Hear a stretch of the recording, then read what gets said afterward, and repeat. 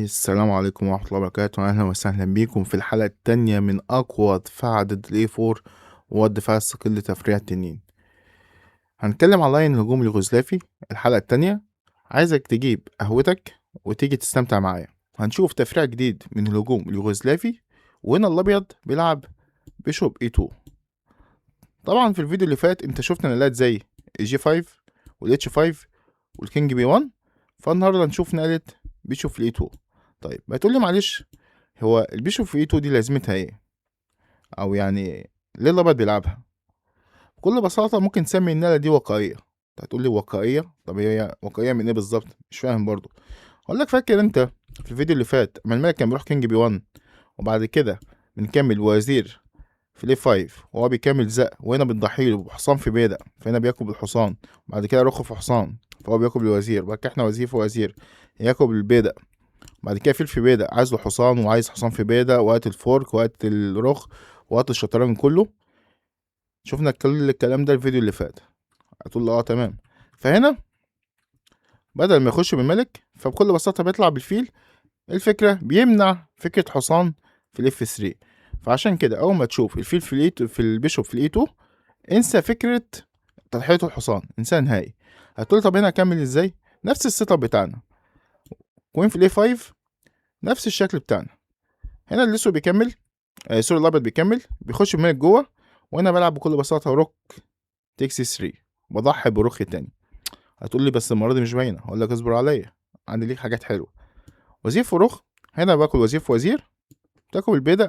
تقول طيب انا دلوقتي ما استفدتش باي حاجه غير ان انا خسران فرق. هنا بقى بيجي جمال التحضير. تمام. اول حاجه روك في سي 8، هات البيضة ده لو سمحت. فبكل سهوله بيجي يحمي بالملك. فانا بلعب نقله جميله قوي قوي، ودي نقله مفتاح اللاين. بيشوب في دي 8. ايه فكرة بيشوب في دي 8؟ بيشوب في دي 8 عايز حصان في دي 7، وبعد كده في البي 6، وبعد كده كش.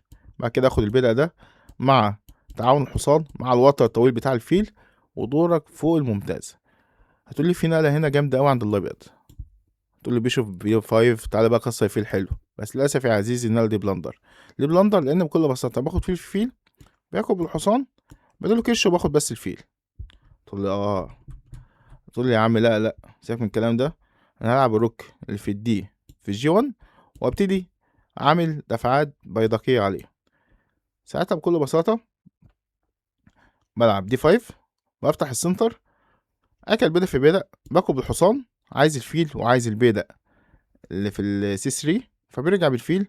وانا بكل بساطة بديله حصان بكش، اكل بالفيل، باكل بالرخ. وزي ما انت شايف دلوقتي انا عندي امتياز الفيلين، وعندي هجوم على جناح الوزير قوي جدا جدا جدا. خلي بالك كمان الحصان ده مربوط، يعني الحصان ده مثلا راح في اي حته مثلا سواء هنا، ففي هنا بيدا بيروح، في هنا حصان في بيدا بيروح، لان انا هاجم عليه بواحد اتنين تلاته. فارجع ارجع يبقى هنا روك. روك في الجي دي ما تنفعش. ده كان الفيديو بتاع النهارده اللي هو تفريع البيشوب في الاي 2. ان شاء الله الفيديو الجاي هنشوف بقى ساعتها هجوم بالاتش 4.